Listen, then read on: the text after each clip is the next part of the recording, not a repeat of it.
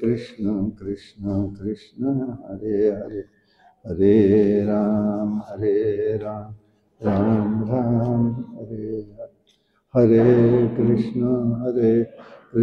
कृष्ण कृष्ण हरे हरे, हरे राम राम राम हरे हरे, हरे कृष्ण कृष्ण कृष्ण हरे हरे, हरे राम राम राम हरे हरे, हरे कृष्ण कृष्ण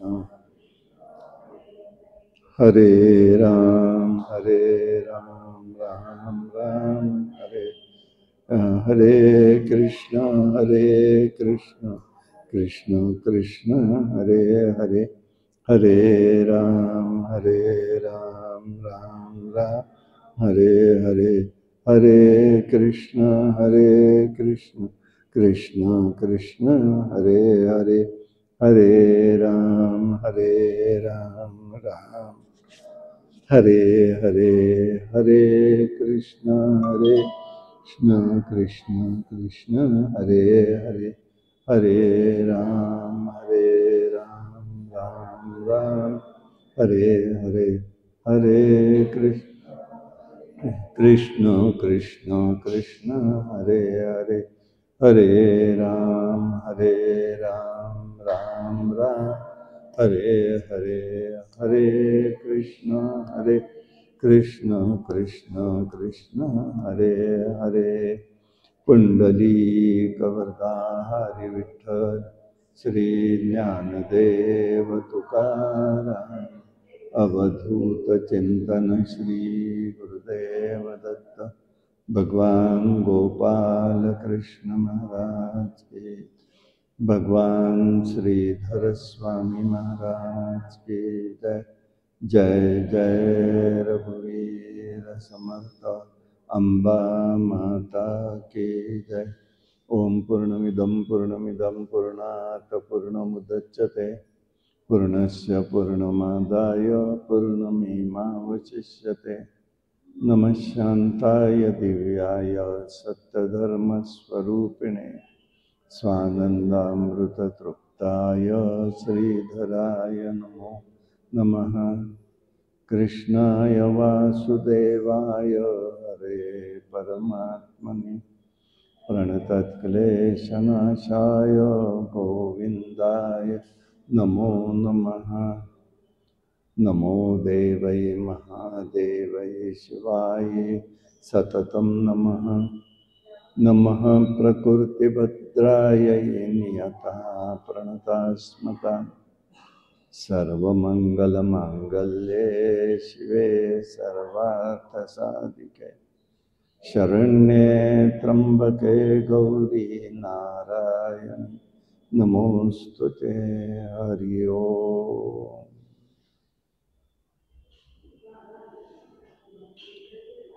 ओम नमो भगवती नारायणीय, ओम नमो भगवती नारायणीय, नमस्ते महालक्ष्म्यै विष्णुप्रिये तपस्विनी, नमस्ते महालक्ष्म्यै विष्णुप्रिये तपस्विनी, चित्शक्तियुक्ताय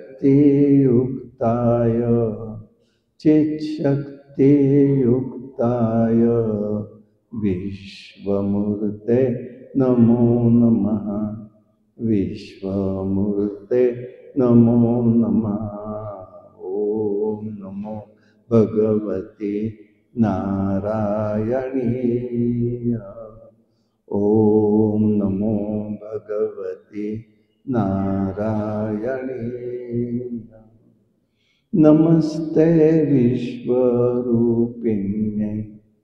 सर्वसुखदायिनी, नमस्ते विश्वरूपिण्यै सर्वसुखदायिनी, सच्चिदानन्दरूपिण्यै सच्चिदानन्दरूपिण्यै महादेवी नमो नमः। महादेवी नमो नमः। ॐ नमो भगवति नारायणीय। ॐ नमो भगवति नारायणीय। नमस्ते उदयस्तु त्रिलोकेशे सदाशिव। नमस्ते उदयोस्तु त्रिलोकेषु सदाशिव।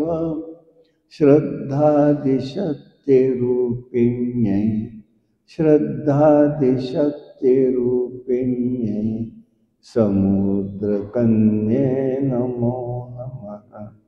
समुद्रकन्ये नमो नमः। ॐ नमो भगवति नारायणीय।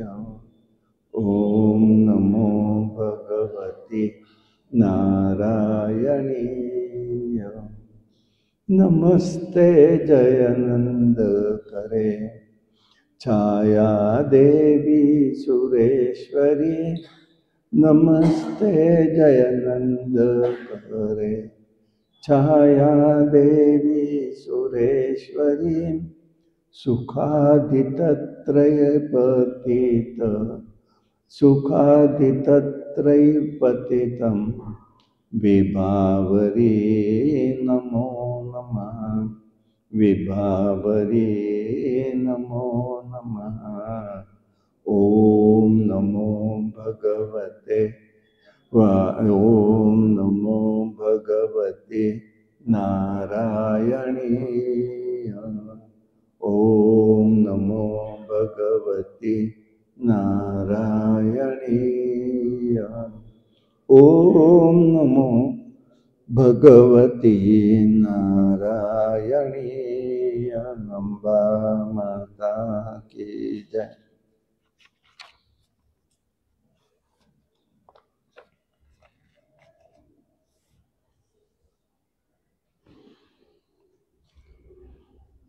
पंचमीचे दिवशी व्रतते उपांग ललिता हो।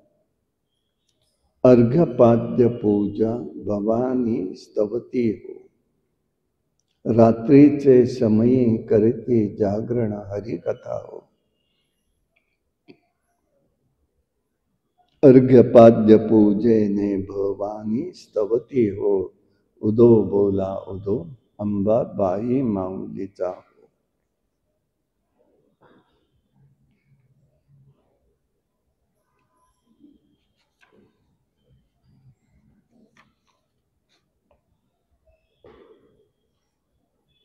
जन्मेजयांनी प्रश्न विचारलेला होता, हे भगवान,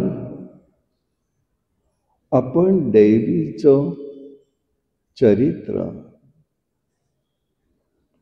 देवीचं पूजन, यज्ञ आणि आदि म्हणताय, ती देवी कोणती आहे?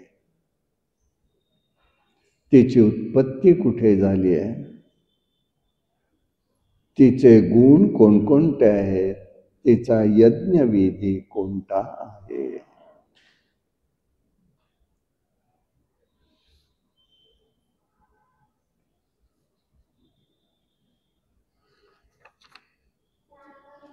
म्हणून त्यांनी ब्रह्मा विष्णू महेश यांनी स्तुती केल्यानंतर भगवती प्रसन्न झाली होती आणि त्या भगवतीने मग जे काही दाखवलंय त्यांना स्वरूप, त्याचा विचार आपण काल पाहिलेला आहे.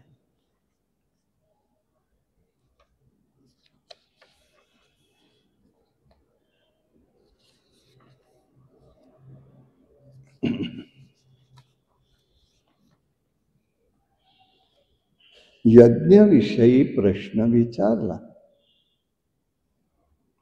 तेव्हा त्यांनी सांगितलं, बाबा रे, देवीचे यज्ञाचे तीन प्रकार आहेत. तीन प्रकारे देवीचा यज्ञ केला जातो.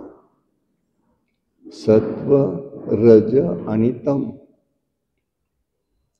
ऋषी मंडळी मात्र, सज्जन मंडळी मात्र सात्विक यज्ञ करतात.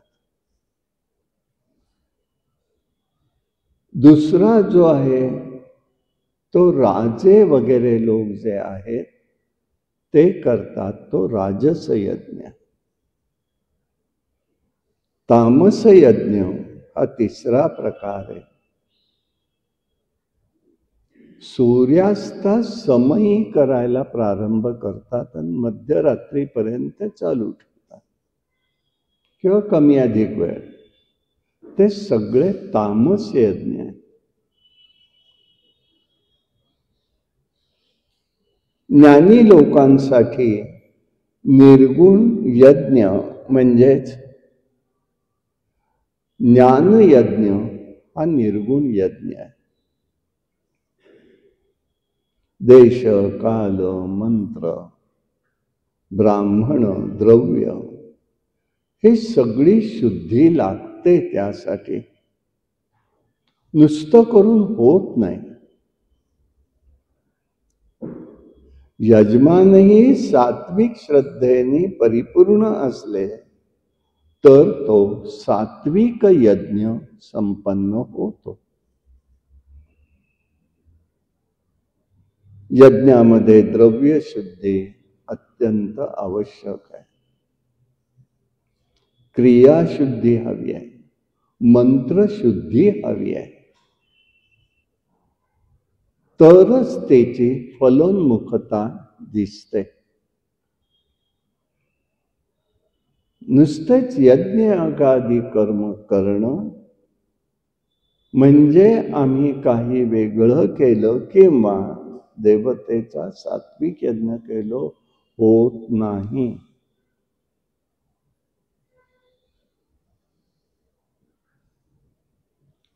मध्यंतरी नाशिकमध्ये कोणीतरी आहेत महात्मा आणि त्यांनी काही मोठे यज्ञ वगैरे केले.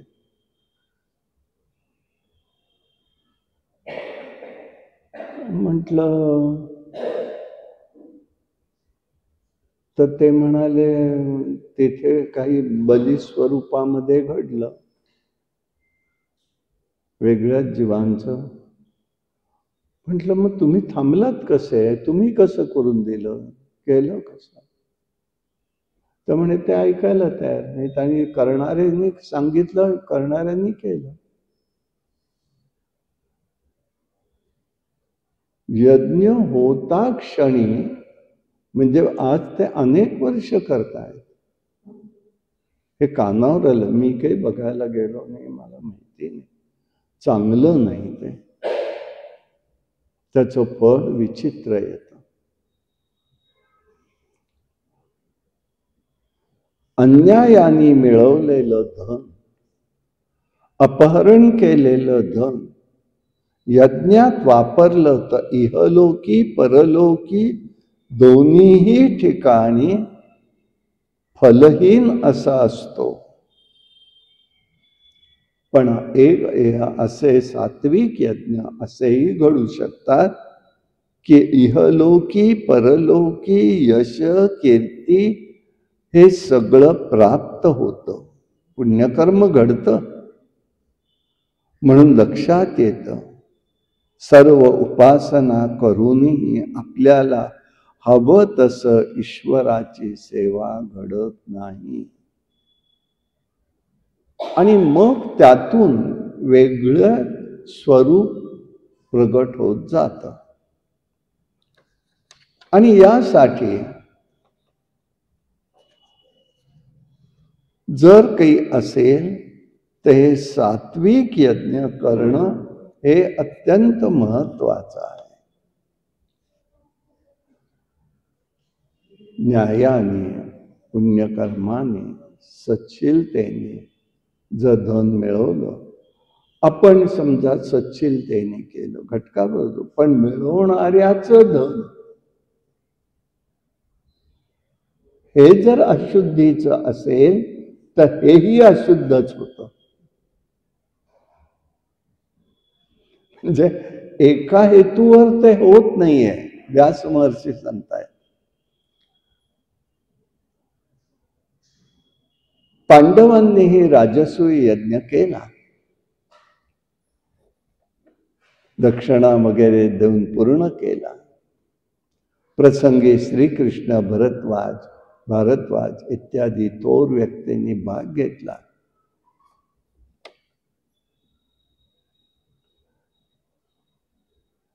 यज्ञात काहीही कमी नव्हतं, तरी सुद्धा वनवासादी दुःख भोगावं लागलं. का? देवानी बजावलं होतं. देवाचं सगळेच जण ऐकत होते असं नाही बरं का. म्हणून आपण अजिबातच ऐकायचं नाही असं काही करायचं नाहीये. जितकं जमेल तेवढं तरी करायचं. युद्धातलं आलेलं धन हे तुम्ही देव कार्यात वापरू नका, हे देवानी बजावलं होतं. जरासंधाचा सुवर्णाचा मुकुट तुम्ही वापरू नका. पण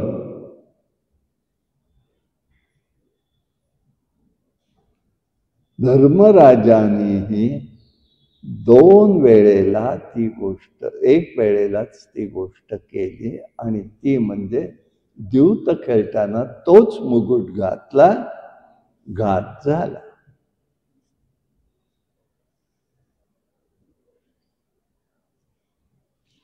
राजा परीक्षिताला बजावलं होतं धर्मराजाने, तू तो मुकुट वापरू नकोस. पण त्यांनी शमिकांच्या आश्रमामध्ये जाण्यापूर्वी तोच मुकुट वापरलेला होता. शापाला प्राप्त झाला. हे दोष असतात. म्हणून कसं घ्यावं, घेण्याची सुद्धा भीती आणि देण्याचा आपला विषय येत नाही. कुठल्या भावने देतो आपल्याला कळतं, पण कोणत्या भावनेनी कोण देतं काहीही कळत नाही. मग आता तुम्ही म्हणाल आम्ही काय करावं, सामान्य माणसांनी काय करावं? एकच गोष्ट करायची, माहिती म्हणून सांगतो. जे काही येईल ते देवासमोर ठेवणे, त्याला योग्य मार्ग भगवंता तूच कर. कारण न्याय निवाडा करणारे आपण कोणीही नसतो. आता काय झालंय, सगळ्याच गोष्टी बँकेत. घरी येताना त्या फोनवर टप टप टप टप केलं की येताना आपण घरी रिक्तच येतो. देवालाही सांगायचं का तुझा अकाउंट कर? असं परिस्थिती काला येतस्मै नमः, काळ चालाय तसा. मग पर्याय काय करणार? म्हणून अवघड आहे ते. आणि म्हणून या ठिकाणी आता जे तिरुपतीला करतात, गुप्तधन म्हणून म्हणतात, त्यांना माहिती असतं. श्रीधर स्वामी मात्र एक गोष्ट करायचं, ते मात्र पाहिलंय आम्ही. आमच्या आजोबाई सांगायचे, कारण तिथेच बऱ्याच काळ ते होते त्यांच्याबरोबर. आजोबा म्हणजे आईचे वडील. स्वामी स्पर्श करायचे ना धनाला. पण मग आलेलं काय, शिष्यमंडळी ठेवायचं. पाद्यपूजेला याला त्याला कोण ठेवून देईल ते ठेवून द्यायचं. गडावर येताना किंवा गडावरती जेव्हा उत्सव करायचा आहे तेव्हा त्या धनाचा उपयोग त्याच्यामध्ये करायचा. पण स्वामी काय करायचं, मी त्याच्या आधाराने सांगितलं, मी ज्ञाता नाही, मला काही कळत नाही. मी आधीच सांगतो. स्वामी काय करायचंय, एकदा कर्नाटकातनं निघाले दौरा करून त्यांचा आणि बेळगावला आल्यावर विचारलं बरोबरच्या लोकांना, किती रुपये जमले? 60,000 म्हणाले आहेत. चला आता गडावरती तेवढ्यात समर्थांना सांगू आणि उत्सव तेवढ्यामध्ये करू. मागायचं नाही. परत सांगतो बघा, हे महात्मे सगळं जवळ होतं, सगळं ऐश्वर होतं, म्हणतील ते करायला माणसं तयार होती. कधीही शब्द टाकला नाही. फक्त मफतलाल मागे लागले, शिष्य होते त्यांचे, की मला रामाची सेवा सांगा, मला करायची, तुम्ही सांगाल ती सेवा करायची. म्हणाले जीर्णोद्धार कर मग तू चाफळचा. पण तेव्हा भूकंप झाला होता, चाफळचं राम मंदिर पडलं होतं, म्हणून त्यांना फक्त सांगितलं मला काही करायचंय म्हणून तुम्ही धन द्या, अजिबात नाही. मग स्वामी आले गडावरती, समर्थांपुढे सगळं आलेलं ठेवलं आणि म्हणाले, समर्थ जे आलं ते ठेवले, यातलं आपण म्हणाल तसा आम्ही खर्च करू. उत्सवासाठी करायचं आहे, लोकांना अन्नदानच करायचं, आपल्याला वेगळं काही करायचं नाही. सुचितेचं अन्न, हे लक्षात घ्या. कुठे कोणी काही बनवतंय स्वच्छताच्या नावाखाली आणि बफैलो पद्धतीने खाणी, मग कुठे त्याचा लाभ होणार आहे? आणि ते अन्नदान नाही आहे. समर्थ आणि झालं, त्यांनी संध्याकाळी ठेवलं, रात्री स्वामींनी प्रार्थना केली, उचलून नेलं. स्वामी सकाळी त्यांना ज्ञात होतं, ते म्हणाले आता मोजारे किती आहेत पैसे? स्वामी 7,000 रुपये, 60,000 7,000. हे म्हणाले शुद्ध 7च आहेत, बाकी सगळं अशुद्ध होतं, देवानी नष्ट केलंय, या 7,000 उत्सव करायचा. आणि झाला, हे तुम्हाला सांगतो. कुठून कसं त्यावेळेला येतं सांगता येत नाही. काल आपल्याला यज्ञाची गोष्ट सांगितली, काही म्हणजे काही आम्हाला आमच्यावर पडलं नाही इतकं, आणि शिल्लकही नाही, अपेक्षितही नाही, आणि काही कोणाचं देणंही राहिलं नाही. हळूहळू करत गुरुजींचं देऊन टाकलं, ठेवलं नाही, परंतु अंगावर एकही गोष्ट येऊन दिली नाही भगवंताने. तो यज्ञ नारायण असतो, हे लक्षात ठेवा. म्हणून इथे त्यांनी सांगितलंय, जन्मेजयांनी जो प्रश्न विचारला त्याचं उत्तर आहे हे. यज्ञात राजांचे वध झाले, अनेकांचे झाले, संपादन केलेल्या द्रव्याचा विनियोग अभिमानयुक्त होऊन पांडवांनी तो केला, दोष उपस्थित झाला. विश्वरूपानी यज्ञ करताना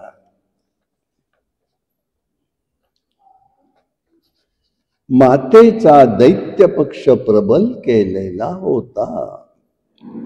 विपरीत झालं कर्म. द्रुपदानी यज्ञ केला, यज्ञ वेदीवर काय आता तिथे तेही व्यासमहर्षी सांगतायत की यज्ञवेदी दृष्टद्युम्न आणि द्रौपदी प्रगट झालेली आहे. हे सात्विक यज्ञ आहेत.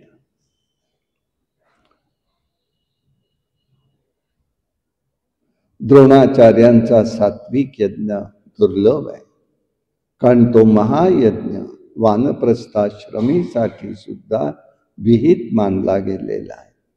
जे तपस्वी ज्ञानाने मिळवलेलं धन खर्चून वनातील फळ आणि ऋषींच्या मदतीने यज्ञ श्रद्धेने करतात, हा सात्विक यज्ञ आहे.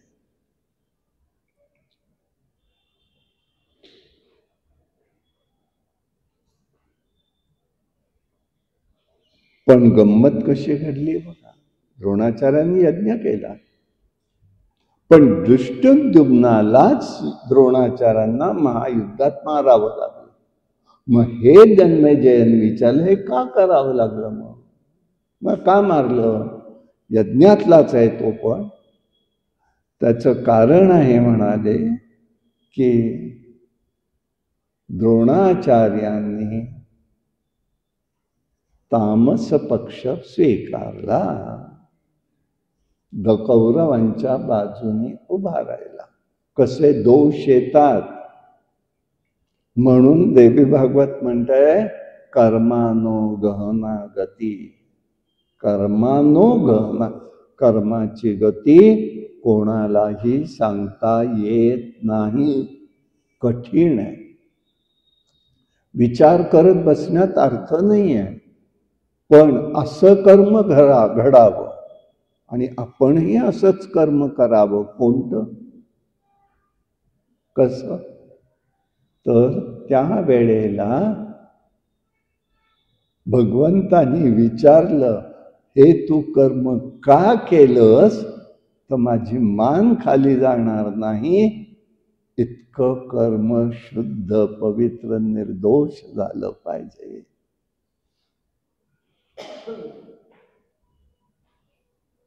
अभिमानाने नाही.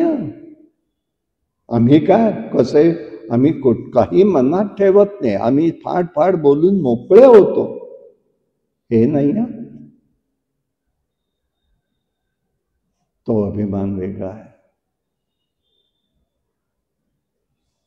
हे कसं आहे? म्हणून नजर देता येण्याचं सामर्थ्य पाहिजे. इतकं निर्दोष कर्म आपल्याकडून घडलं पाहिजे. आणि यासाठी हे स्वरूप त्यांनी सांगितलं. श्रद्धेने ऋषींनी यज्ञ केले. दशरथानेही पुत्रकामिष्ठी यज्ञ केला, 4 पुत्रांची प्राप्ती झाली.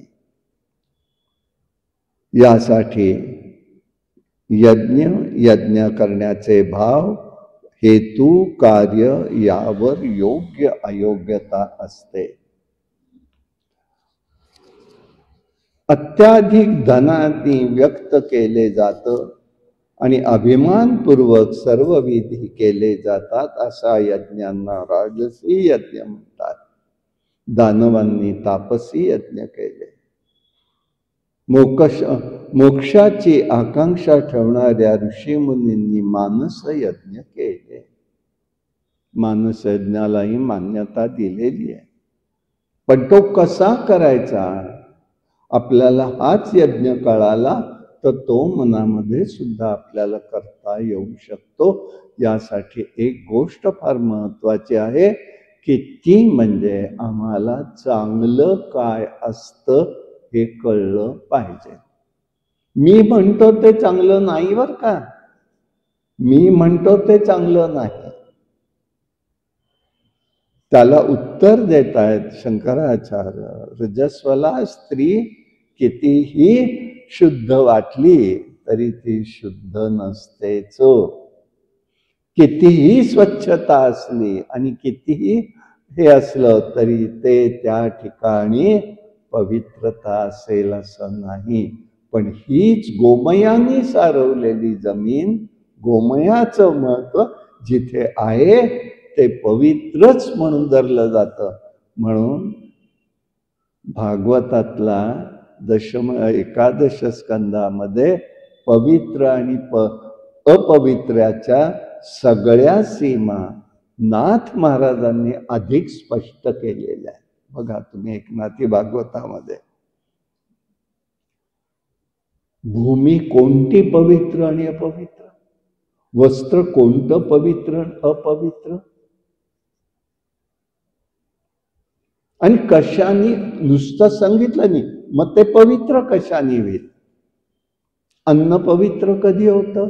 वैश्वदेव केला किया, काकबली दिला किया, गोग्रास दिला तर आहे. आता ह्या सगळ्याच कालबाह्य गोष्टी आल्या. आम्ही काय करावं म्हणा, मनाने स्वीकारा. होतंय का? मार्ग नेतोय, मार्ग सांगतोय लगेचच. भगवंता हे केलंय, भगवंता हे करतोय, भगवंता हे करतोय, संपलं. इलाज नाही त्याला काय.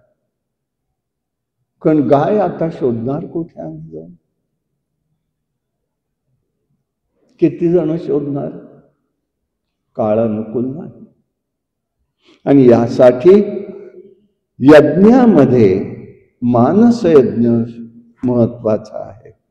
यासाठी मनशुद्धी करायला हवी आहे, कारण मनशुद्धीमुळे आपोआप शरीर शुद्धी होते, यात शंका नाही. नंतर इंद्रियांच्या विषयाच्या योगाने योग्य प्रकारे त्याग करावा, मगच मनुष्य हा मानस यज्ञ करण्यास योग्य बनतो. नंतर मंडप, यज्ञवेदी, अग्निस्थापना, ब्राह्मणांना पाचारण करणं, त्यांचे यथाविधी पूजन, या सर्व गोष्टी आपल्या मनातल्या मनात कल्पनेने करायच्या. नंतर प्राण, अपान, ध्यान, समान, उदान वस्तूंची मानसिक शुद्धी करून त्या ठिकाणी विधिवत निर्विकल्प चित्ताच्या ठिकाणी परमात्म्याचं ध्यान करायचं. हा अभ्यासाशिवाय होत नाही. आता हे तुमच्या आणि माझ्या दोघांच्याही हातात नाही जे घडतं त्या बाबतीत. तर एक माहिती म्हणून फक्त असावं. जाता जाता कानावर, यज्ञ करताना तो छताखालीच करावा लागतो. छत वर असलं पाहिजे. आणि अग्निसंस्कार करताना छताशिवाय, छतात नाही. आता फर्नेस म्हणजे छतच आलं, छतामध्ये नाही. अग्निसंस्कार देहाचा उघड्यावरच आहे, उघड्यावर आहे. पण आता काळ बदललाय, त्यामुळे तो भाग कसा असू दे, का फरक कसा केलाय, तोही यज्ञच आहे. पुत्रांनी करावयाचा यज्ञ आहे तो, राहिलेल्यांनी. देहदान नाही आहे, दानसंकल्पना नाही आहे, यज्ञ आहे तो. हवं नाही ते. आणि यासाठी ह्या गोष्टी बघाव्या लागतात. आणि त्याच्याशिवाय शिवात्म्याचं दर्शन घडत नाही, सच्चिदानंद स्वरूप समजून येत नाही. मन कल्पित वेदीवर अधिष्ठातित करावं. पंचवायू प्राणवायूला गार्हपत्य अग्नीच्या रूपात कल्पनेने पाहावं. अपानय, हवनीय अग्नी, व्यानाय दक्षिणाग्नी, समानाय आवश्यकाग्नी, उदानाय, अशा प्रकाराने बघून पंचाग्नी करायचा आहे. आणि देहाचा 10 प्रकारचे अग्नी आहेत. देह नष्ट करणारा अग्नी एकच असतो आणि त्याचं नाव आहे हवी अग्नी. तो त्या दिवशी त्या कुटुंबात प्रगट झालेला असतो. प्रत्येक वेळेलाच तो दिसतो असं नाहीये, पण तो असतो, प्रगट झालेला असतो अव्यक्तामध्ये. तो देहाला नाश करतो. म्हणून 24 तास घरामध्ये दुसरा अग्नी पेटवायचा नाही, प्रज्वलित करायचा नाही. दुसरा अग्नी त्या दिवशी प्रज्वलित करायचा नाही. पण आता हे संस्कार कोण करतंय? आणि परत एक भावना काय झाली आहे नाही का, आता त्याला लक्षात आलं म्हणून बोलतो मी. कधी म्हटलं काय बा पुढे काय तुमच्याकडे आहे का, जवळचं कोणी आणणार आहेत का? नाही, आम्हाला काय आणून देऊ नका बरं का. आम्ही काही नाही, आम्ही काही धरणार नाही, पण आम्हाला कोणाचं घ्यायचं नाही. बरं नका घेऊ. पण त्या दिवशी शिजवायचा नसतो, बाहेरनच अन्न येईल ते घरामध्ये घ्यायचं, अन्यथा नाही. ही परिस्थिती असते. आता यातून आपत्प्रसंग येतात. मला त्यातनंही जावं लागलं, देवाच्या इच्छेने म्हटलं पुढे गेलो, काही इलाज नव्हता. असो, सनातन निर्गुण ब्रह्म अद्वैत अधिदैवत आहे. फल देणारी, गुणरहित, वैराग्य उत्पन्न करणारी देवता, कल्याणमयी, जे ब्रह्मविद्या संपूर्ण विश्वाचा आधारभूत अशी सर्वव्याप्त आहे, तिला प्रसन्न करून घेण्यासाठी मनाने कल्पित अशी हवनीय सामुग्री आणायची आहे. प्राणरूपी अग्नीला आहुती द्यायची आहे. अशा प्रकाराने हे सगळं करायचं आहे. आणि मग त्याच्यामध्ये एक विषय त्याने दिलेला आहे, योगाग्नी म्हणून सांगितलं. म्हणजे षटचक्र भेदन, आणि त्याचं वर्णन पुष्कळ येते. आणि नंतर शेवटी कुंडलिनी ही प्रज्वलित होते आणि ती त्या ठिकाणी सगळं ग्रहण करायला लागते, जे ज्ञानदेवांनी 6व्या अध्यायामध्ये भावार्थ दीपिका ज्ञानेश्वरीत वर्णन केले ते सगळं. मग कुंडलिनी मुखमार्गाने सुषुम्ना रंध्रातून प्राणाग्नीचा शाश्वत अग्नी होम होतो आणि मग प्राण लीन झाल्यावर समाधी स्थिती प्राप्त होते. तेव्हा माहेश्वरीला आपल्यापासून अभिन्न मानून शांत चित्ताने तिचं ध्यान करावं, हा एक विचार त्या ठिकाणी त्यांनी योगाग्नीतला विचार सांगितलेला आहे. साधक अद्वैताचा अनुभव घेतो आणि भगवती शिवाचं दर्शन प्रगट करत असते. तो ब्रह्मज्ञानी होतो. माईक विषय आणि कर्म दग्ध होऊन देहपात हा प्राप्त कर्म मात्र करीत राहतो आणि ज्ञानयज्ञाने पुरुष जीवनमुक्त होतो आणि मरणानंतर मोक्ष प्राप्त होतो. यासाठी नेहमी जगदंबेची उपासना करावी, प्रत्येकाने करायची आहे, हे लक्षात ठेवा. संन्यासी झाला तरी आहे, संन्यासाला सुद्धा ही उपासना आहेच आहे. म्हणून जगद्गुरु शंकरा शारदंबेची उपासना करतात, कांची कामकोटीला कामाक्षीची करतात, विशालक्षीची करतात. ह्या शक्तीच्या सहाय्यानेच पुढे त्यांनाही जावं लागत असतं. ज्ञानयज्ञ केला तर निसंशय मोक्षप्रद होतो. इतर सकाम यज्ञ फलदृष्टीने पाहून गेला असता तो विनाश करणारा ठरतो. म्हणून सकाम यज्ञाच्या शक्यतो मागे लागायचं नाही. शक्यतो गरज असेल तर गोष्ट वेगळी, पण अगदीच नाही तर विश्वकल्याण या एका भूमिकेसाठी सुद्धा आपण करू शकतो. नाही तर होतं कसं, गीतेने सांगितल्याप्रमाणे क्षणे पुण्ये मृत्युलोकम विसंचित यथामते तस्मात् मानसः श्रेष्ठो यज्ञोपेक्षयस एव. पुण्यक्षय झाल्याबरोबर जीव हा मृत्यूलोकात येतो, पण मानस यज्ञात मोक्षदाता ठरू शकतो. यासाठी सर्व यज्ञ नष्ट करणारे होणारेच असतात. म्हणून नृपश्रेष्ठा तू असा महाभगवान विष्णूंनी केलेला यज्ञ कर. यज्ञामुळे मनुष्याला कितीही संकट आली व अभाव निर्माण झाला तरी निर्मळ मनाच्या योगाने वैराग्य उत्पन्न झालं तरी तो मुक्त होतो. देह पंचमहाभौतिक आहे, तो दुःख देणारच आहे. हा देह खुशाल पडेपर्यंत निर्गुण आणि अविनाशी असल्या परमात्मा आहे, तो युक्त आहे. तसं हा नाशरूपही होतो तेव्हा सर्वदा मी मुक्त आणि सनातन आहे. त्याच कर्माचा देहाशी संबंध आहे. सुख दुःख ही फळ म्हणतो, त्यातून मुक्त होणं आवश्यक आहे.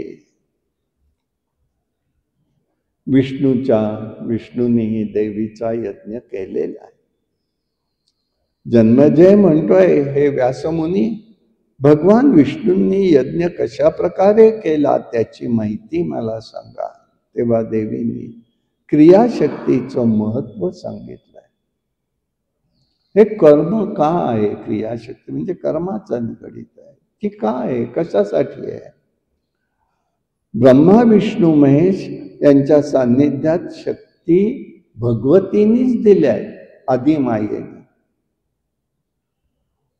तिघांजवळ या शक्ती दिलेल्या आहेत.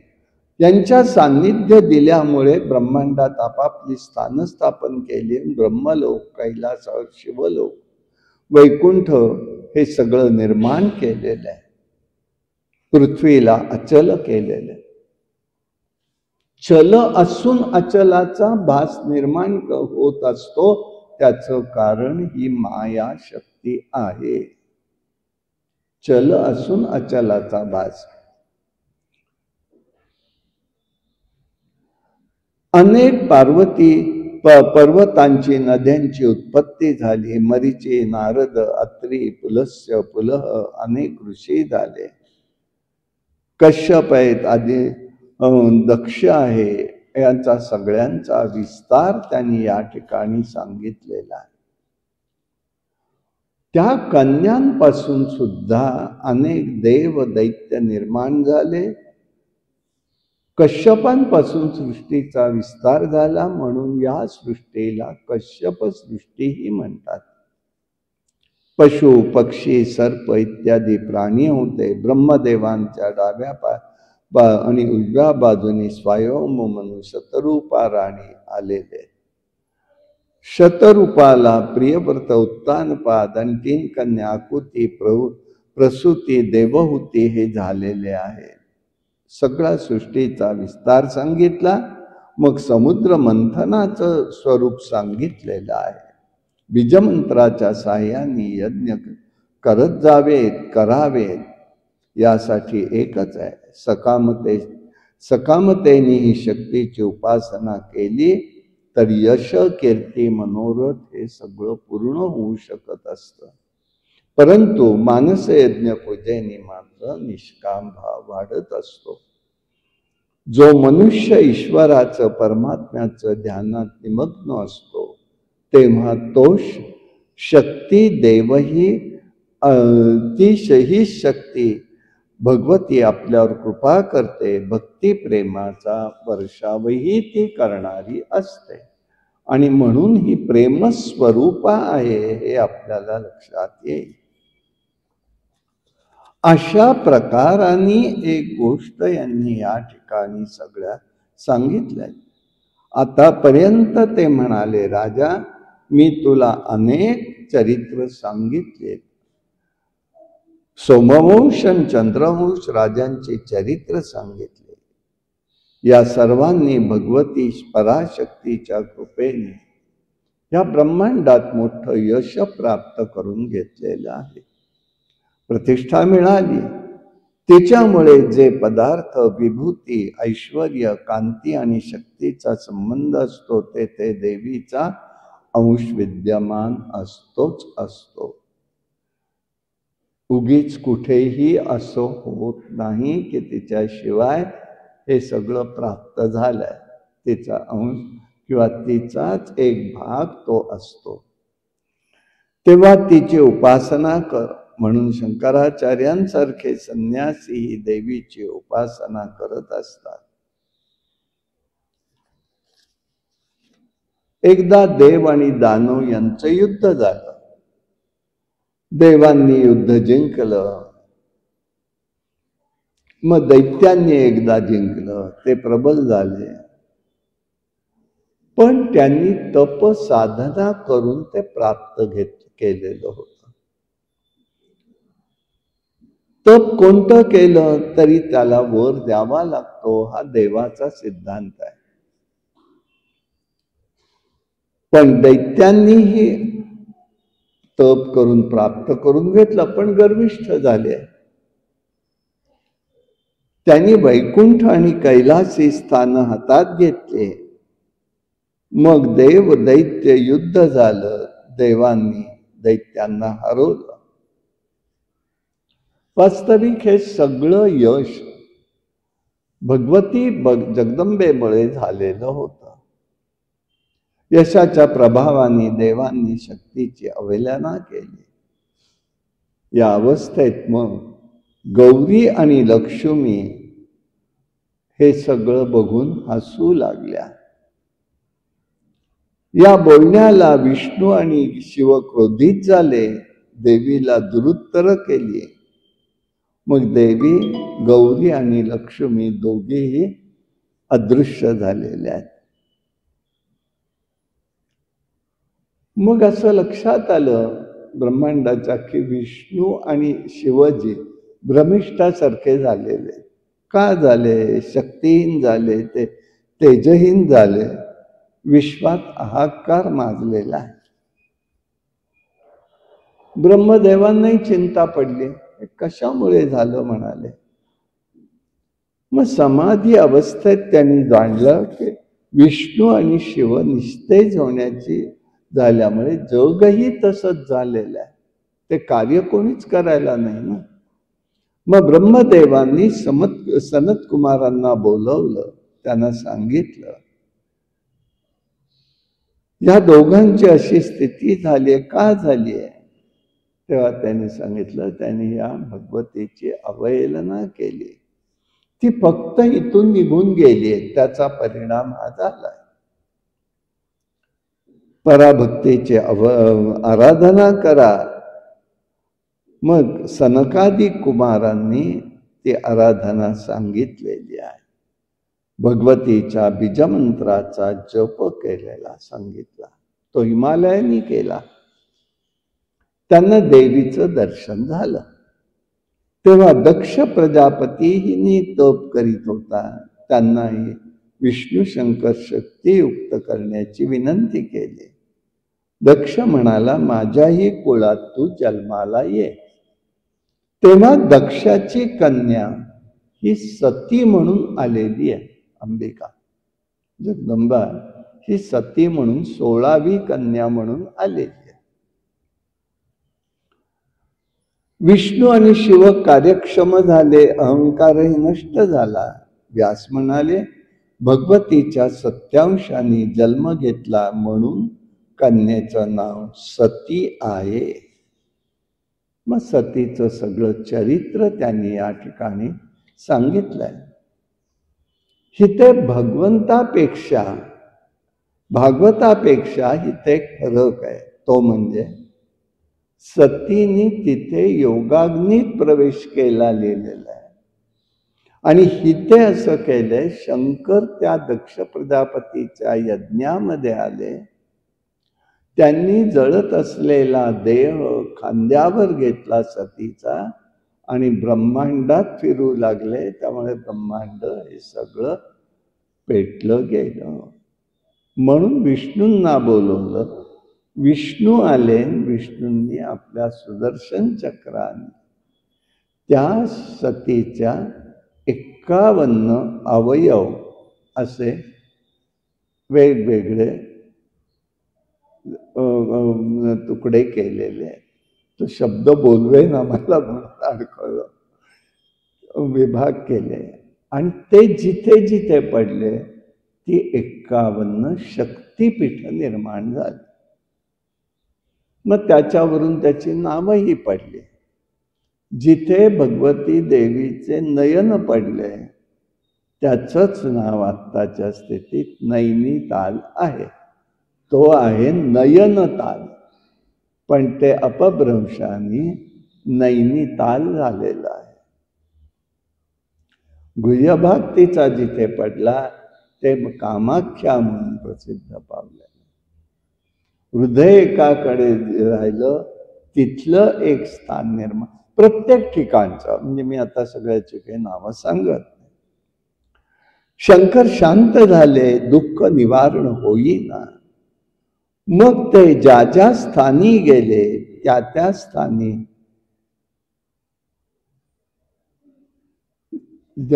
सती ही भगवती ज्या ज्या स्थानी गेली तिथे पुन्हा शक्तिपीठ निर्माण झाली.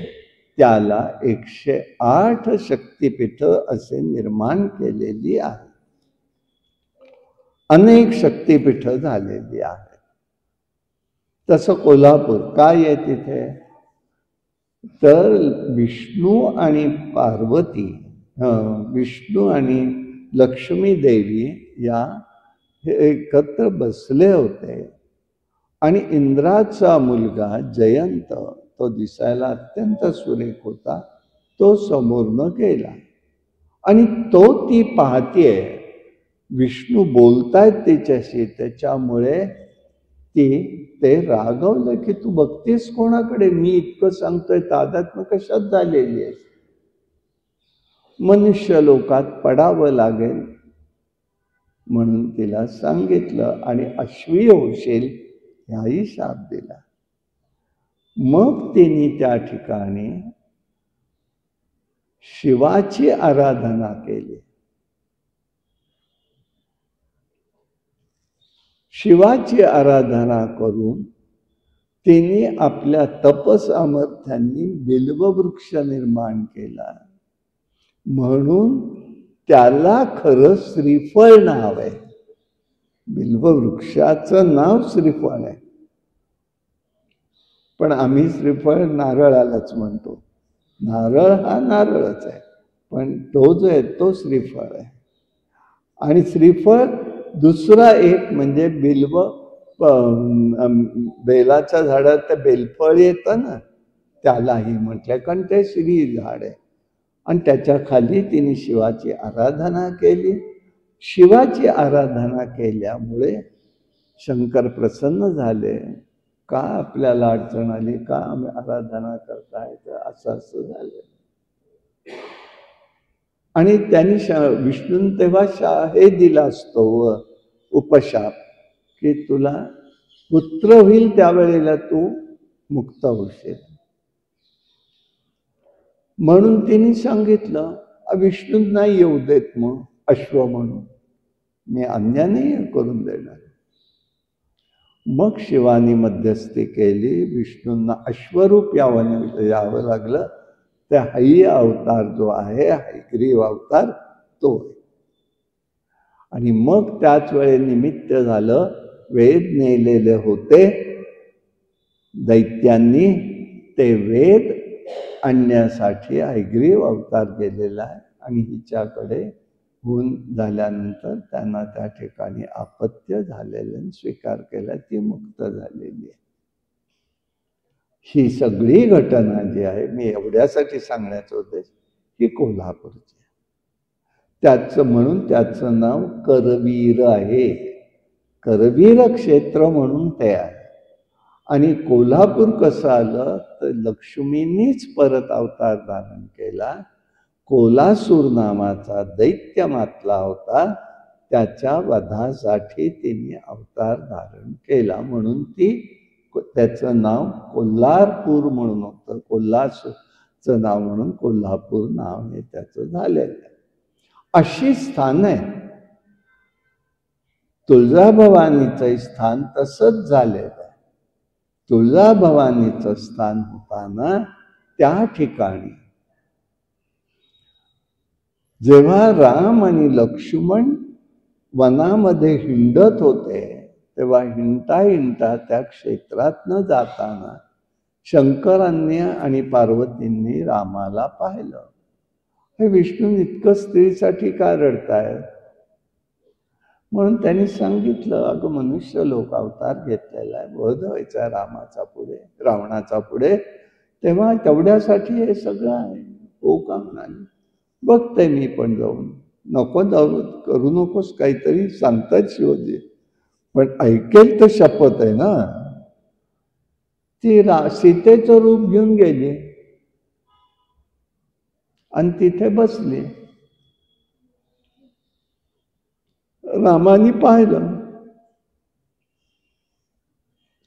तू का आलीस? ती तुकाई झाली. तुकाईचंच पुढे तुळजापूर.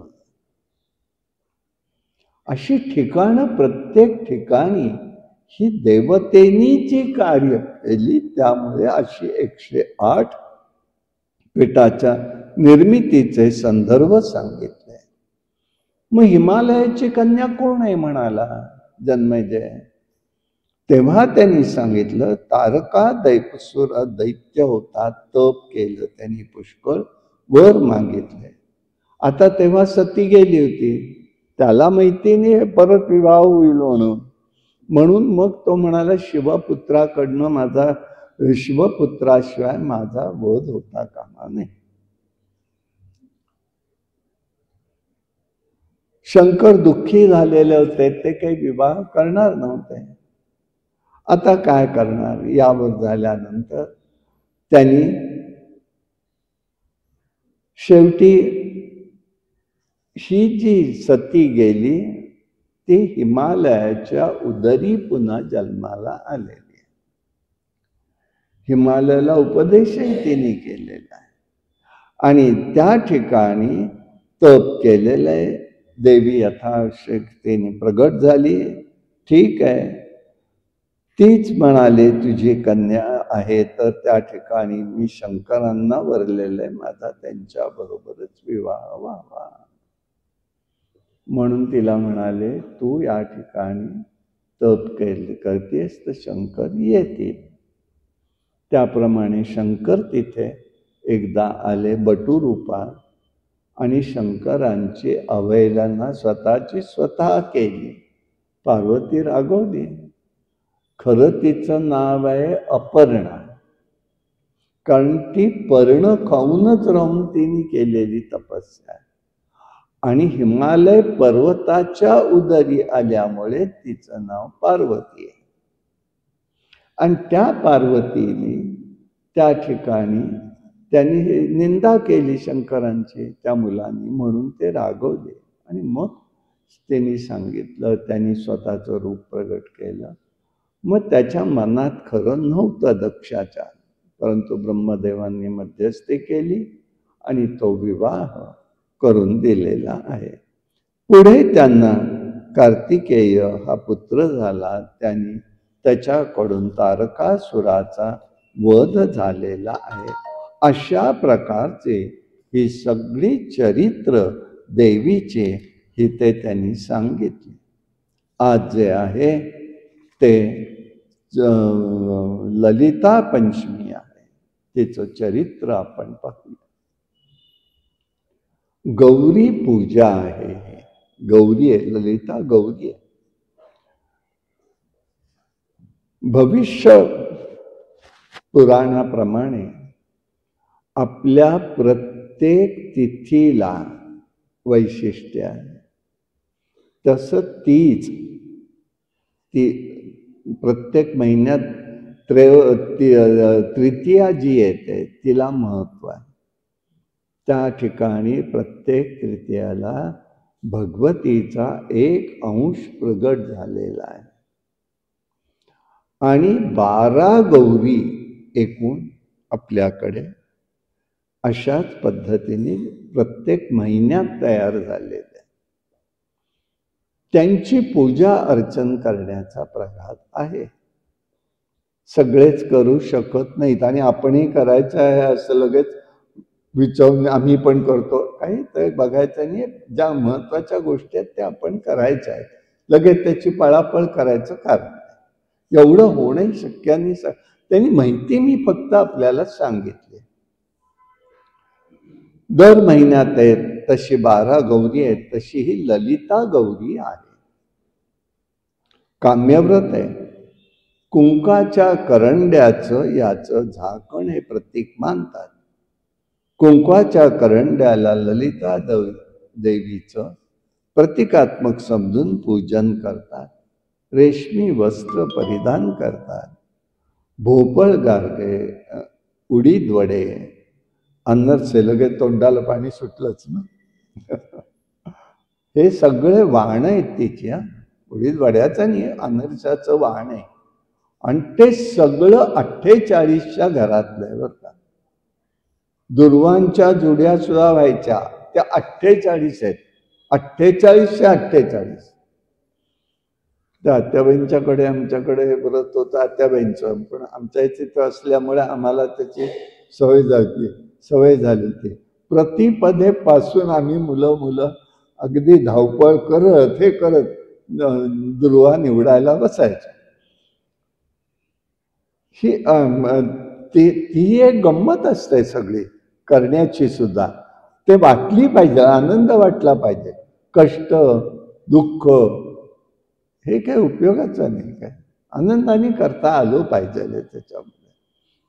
मग ते अनसे त्याचा नैवेद्य, त्याचं अनेक त्या गोष्टी तिच्यामध्ये असतात. त्या नील वस्त्र तिने परिधान केलेलं आहे, तेजपुंज आहे. तिचं उद्यापनही करता येतं. तांदळाची खीर तिला नैवेद्यात असते. उसाचे कर्वे, पांढरे तीळ याचं हवन असतं, जे तांदळाच्या खिरीचं पायस म्हणतात, त्याचं हवन असतं. उपांग ललिता व्रत म्हणून म्हणतात. प्राचीन काळी भृगु क्षेत्रात गौतम नावाचे एक वैदिक ब्राह्मण राहत होते. उतार वयात त्यांना गोपती आणि श्रीपती आणि गोपती ही मुलं झालेली आहेत. वयोपरत्वे लवकरच पती पत्नींचं निधन झालं. चुलत्यांनी मुलांचा सांभाळ केला, पण त्यांचं सगळं घेतलं आणि त्यांनी हाकलून दिलेलं आहे मुलांना. मुलांच्या नशिबात आता भटकंती सुरू झाली. विशाल नगरीमध्ये आलेले तिथे विवेक नावाचा एक ब्राह्मण राहत होता. त्याच्याकडे राहून विद्याभ्यास वगैरे त्यांनी केलं, घडलेलं सांगितलं. त्याच्या असं लक्षात आलं की उपांग ललितेचं व्रत ते ब्राह्मण करताय. पाहिलं त्यांनी आणि मनोमन त्यांनी त्यावेळेला ते व्रतही पुढे यथायोग्य वेळ झाल्यावरती ते केले. मग तो विवेक ब्राह्मण आहे, त्यांनी आपली मुलगी गुणवती हिच्याबरोबर श्रीपतीचा विवाह लावून दिला. दोघे उत्तम राहिले, चांगलं त्यांचं चाललं होतं जीवन. श्रीपती गुणवती हे एकत्र स्वग्रही आलेले. श्रीपती पण आलाय. आता काकांना पश्चाताप झाला, त्यांनी त्या मुलांचं सगळं काही दिलेलं आहे. एकदा ललितेचं व्रत चाललं असताना गोपती म्हणजे धाकटा भाऊ जो आहे तो स्वयंपाक घरातून निघून गेला, न जेवताच गेला. भाऊजे रागवले, श्रद्धेने व्रताचरण करा, घराबाहेर पडलाय असं जाऊ नका. ऐकलं नाही, पडला बाहेर. खूप वाईट स्थिती झाली. तो उपांग राजाच्या नगरीत आलेला आहे. तिथे ललिता देवीचं दिव्य भव्य मंदिर आहे. तेथे राहू लागला, व्रत केलं. उत्तम धन आरोग्य प्राप्त झालं, परत आला. एक गोष्ट लक्षात ठेवायची, देवता कधीही रागवत नाही. आपली ती मानवाची भाबडी समजूत आहे. केलेल्या कर्माचंच आपल्या फळ आपल्याला असतं, मग आपण ते देवावरती ढकलतो. एक मात्र आहे, कोणती गोष्ट आहे ती सांगतो. असं म्हणतात की आम्हाला ही देवता धार्जिन नाही, असा शब्दप्रयोग अनेकांकडनं ऐकायला आला असेल. म्हणजे काय याचा अर्थ? याचा अर्थ असा आहे, एका कुळामध्ये एक समजा भगवंताची भगवतीची कुठली एक उपासना चालली असेल, ती त्या कुळातल्या लोकांनी ती करावी हे बंधनच आहे. पण त्या व्यक्तीने, त्याच कुळातल्या व्यक्तीने जर दुसरीच उपासना केली, म्हणून गीता त्याला म्हणते परधर्म भयावहा. बरं का, सगळा अर्थ लक्षात ठेवा, कुठेही काही अर्थ वापरायचे नाही. तिथे त्यांनी दुसरी उपासना सुरू केली. उदाहरण मी एक देतो. एक वैष्णव आहे, एक कुलपरंपरा वैष्णवाची, आणि कोणीतरी गणपत्य उपासना केली.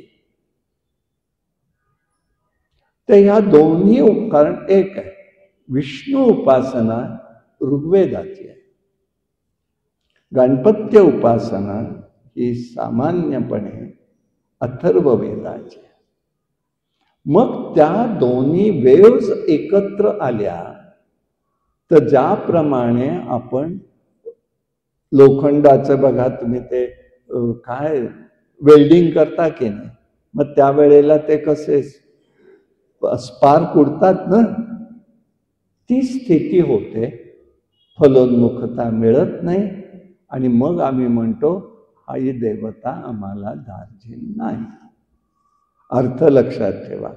म्हणून ज्या त्या कुळातल्या लोकांनी ज्या त्या उपासना कराव्या.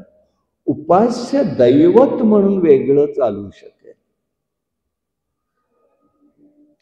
एखादा वैष्णव आहे त्यांनी शिवाची उपासना केली तर बिघडणार नाही,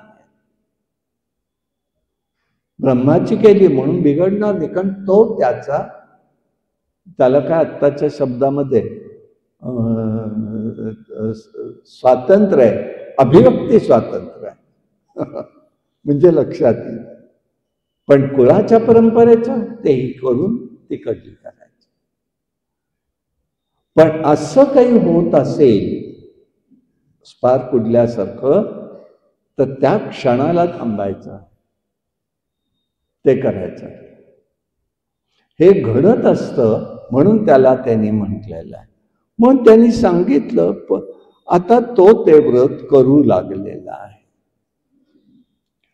ही चतुर्भुजा आहे, तिचं मुख्य स्थान जर काही असेल तर ते श्रीनगरमध्ये यायचं आहे.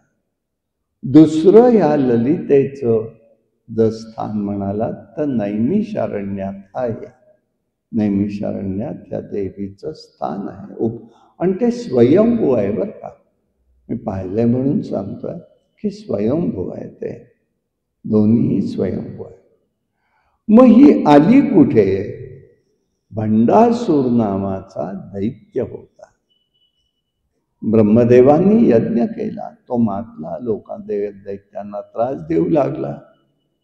तेव्हा त्यांच्या यज्ञामध्ये एक कन्या प्रगट झाली. तिचं नाव ललिता असं ठेवलं.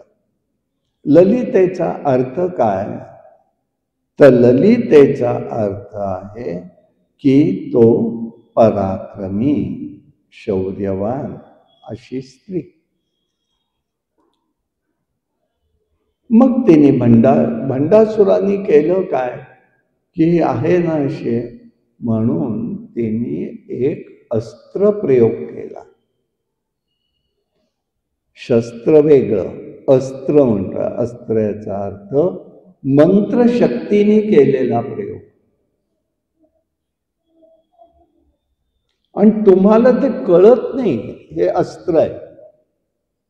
तसं त्या भंडासुरांनी महामारीचं अस्त्र सोडलं. आता आपल्याकडे कसं झालं, कोविड येऊन गेला, ही महामारी होती. हे सुटलेलं अस्त्र असतं. हे रोगराई उगीच येत नाही बरं का, हे अस्त्रप्रयोग येत आहे.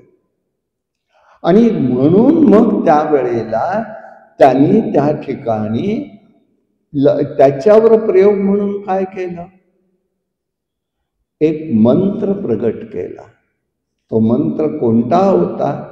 अच्युतम अनंतम गोविंदम नामोच्चारणम भेचसे नश्यते सकल रोगा सत्यम सत्यम वदाम्यहम.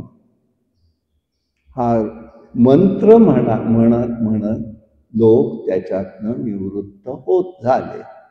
अशी जी आहे भगवती, ही ललिता देवीनी तो मंत्राच्या प्रयोगातनं महामारी नष्ट केली आणि मग तिचा विवाह शिवांशी करून दिला. तर शिवांशी कोणाचा दिला विवाह करून? कुठल्या रूपाशी?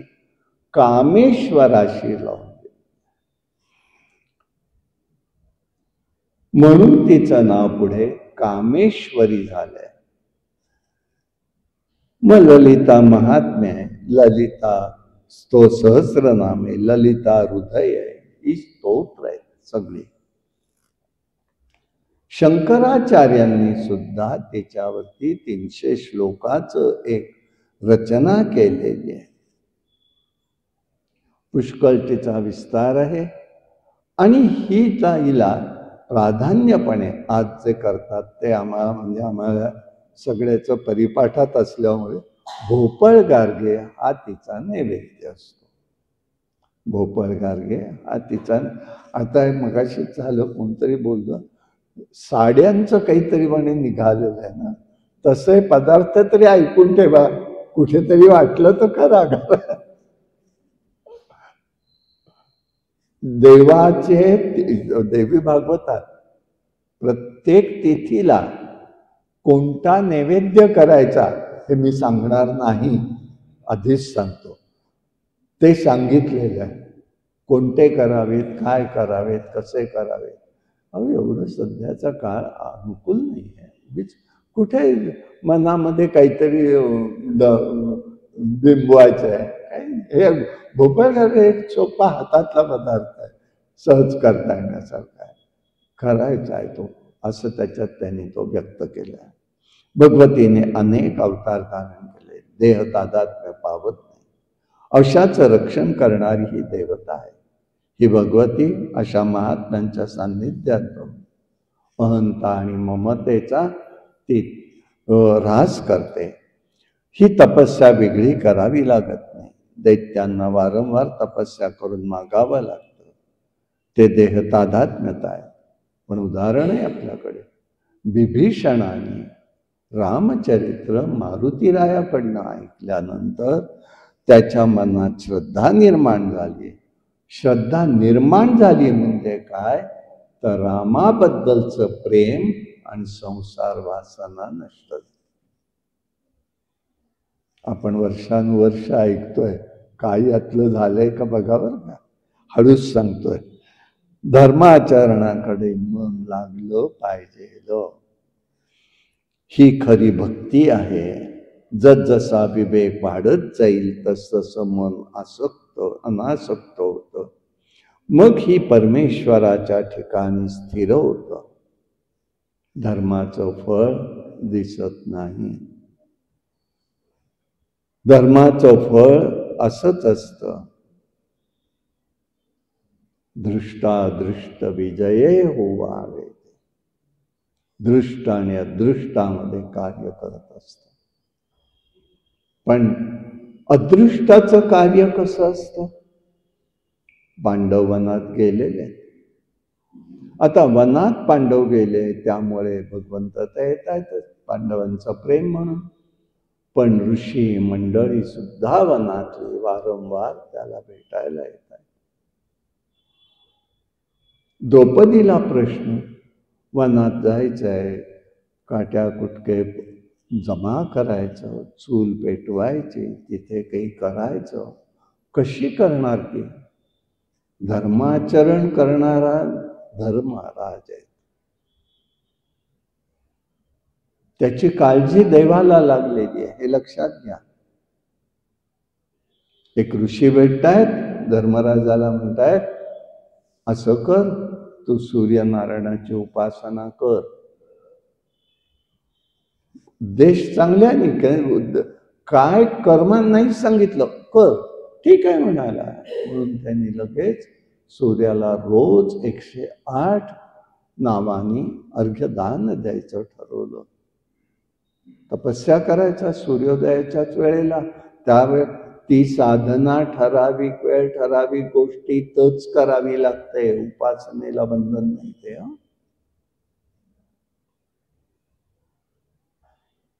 आणि मग त्यांनी ते केलं सगळं तसं. सूर्यनारायण प्रसन्न झाले. देवानी काळजी काय केली? तिला लाकडं मिळतायत का नाही, भांडी नाहीत, कुंडी नाही, धान्य कसं जमा करेल? भगवंत काय करतोय? योजना त्याची, पण त्यांनी अशी नाही केली, करा उपासना. प्रत्येकाने उपासना करून प्राप्ती करून घ्यायची ब्रह्मांडातल्या शक्तीची. कोणी देत नसतं बरं का, आणि कोणी कोणाचं सुखदुःख घेत नसतं, पण आम्ही अजून सुद्धा भ्रमात असतो.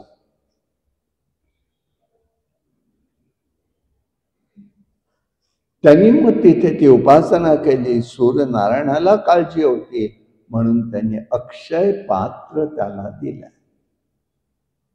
ही द्रौपदीची थाळी नाही आहे, ती अक्षय पात्र आहे. सूर्यनारायणांनी धर्मराजाला दिलंय आणि सांगितलंय काय की सकाळी तिच्या घरच्या स्त्रीने संकल्प केला, तिचं जेवण झालं की त्या दिवशी अन्न मिळणार नाही, पण दुसऱ्या दिवशी आहेच.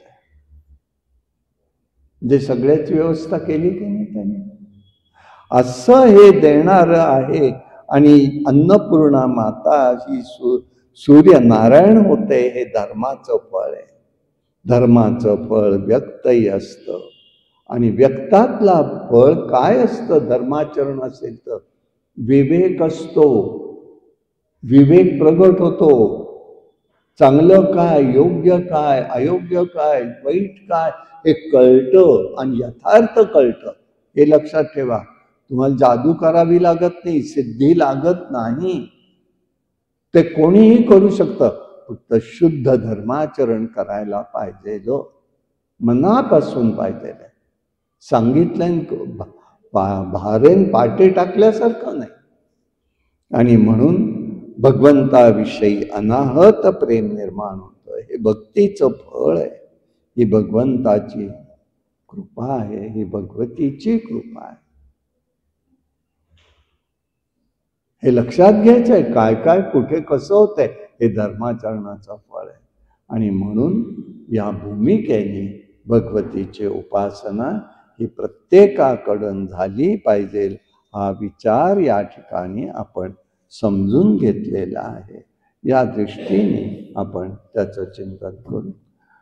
आता उरलेला विषय उद्या पाहू. कायेन वाचा मनसेंद्रिये वा बुद्ध्यात्मना प्रकृती स्वभावात करोमि यद्यं सकलं परस्मै नारायणायेति समर्पयामि. हरि ओम तत्सत्. विठ्ठल विठ्ठल विठ्ठल विठ्ठल विठ्ठल विठ्ठल विठ्ठल विठ्ठल विठ्ठल. पुंडलिक वरदारी विठ्ठल श्री ज्ञानदेव तुकाराम अवधूत चिंतन श्री गुरुदेव दत्त. भगवान गोपाल कृष्ण महाराज की जय. भगवान श्रीधर स्वामी महाराज. अंबा माता की जय. जय जय रघुवीर समर्थ. संसारी अनाथनाथे अंबे करुणा विस्तारी. वारी वारी जन्म मरणाचे वारी. हारी पडलो आता संकट निवारी. जय देवी जय देवी जय महिषासुरमर्दिनी. सुरवर ईश्वर वरदे तारक संजीवनी. जय देवी जय देवी. निपाता तुझैसे नाही. चारी क्षमले परंतु न बोलवे काही. चारी विवाद पडलो प्रवाही. ते तू भक्ता लागे पार सलवलाई. जय देवी जय देवी जय महिषासुरमर्दिनी. सुरवर ईश्वर वरदे तारक संजीवनी. जय देवी जय देवी. प्रसन्न वदने प्रसन्न होती निराशा. क्लेशापासून सोडी तोडी भवपाशा. अंबे तुझ वाचून कोण विराशा. नरहर तल्लिंगाला पदकंबदेशा. जय देवी जय देवी जय महिषासुरमर्दिनी. सुरवर ईश्वर वरदे तारक संजीवनी. जय देवी जय देवी. अश्विन शुद्ध पक्षे अंबा बैसले सिंहासनी प्रतिपदे पासुनी घटस्थापनांती करुणी हो मूलमंत्र जप करुणी होते रक्षक ते गुणी हो ब्रह्मा विष्णु रुद्र पूजन करती हो उदो बोला उदो अंगा जाओ दो कारे गजति काय महिमा वरुंधि जाओ उदो बोला उदो बाबा माऊली जाओ द्वितीयेचे दिवशी मिळते 64 योगिनी हो सका मध्ये श्रेष्ठ परशुरामाचे जननी हो कस्तुरी मळवट भांगी शेंदूर भरुनी हो उदोकारे गर्जती सकळाचा मुंडा मिळुनी हो उदो बोला उदो अंबाबाई माऊलीचा हो तृतीयेचे दिवशी अंबे शृंगार मंगल मळवट पातळ जोडी कंठी हार कंठीचे पदके कासे पीतांबर पिवळाओ अष्टभुजा निर्मित अंबे सुंदर सेविलाओ उदो बोला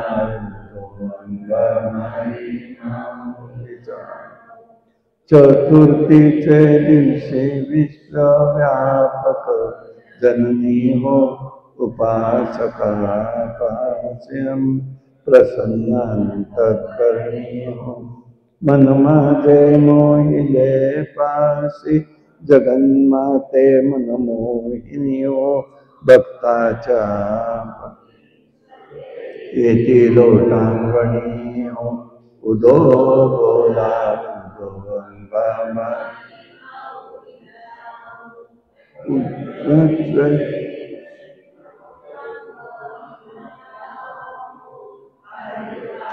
पूजेने तुझला भवानी स्तवती हो रात्रीचे समय करती जागरण प्रेम दयाले सद्भावे क्रीडता हो उदो बोला उदो अंबाबाई माऊलीचा हो षष्ठीचे दिवशी भक्ता आनंद वर्तन घेऊन देऊया हस्ते हर्षे गोंधळ घातला कवडी एक अर्पित देशी हार जोग वामाजता प्रसन्ना भक्त कुळाओ उदो बोला उदो अंबा माऊलीचा सप्तमी दिवशी सप्त शृंग गडावरी तेथे तुमदशी होती प्रेमाना हरिओ शेवंती पूजा रे केली बरलिओ भक्त संकटी पडता जे केशी वरचे वरिओ उदो बोला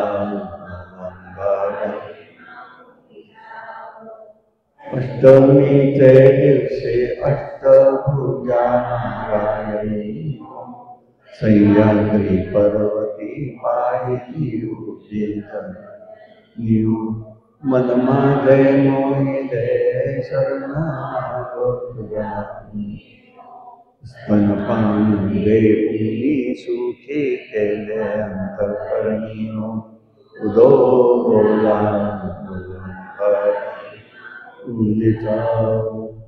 नवमीचे दिवशी नव दिवसांचे पारणी सप्तषष्टी पावने सद्भक्ती करुणी हो सद्रसान्ने नैवेद्यासी अर्पय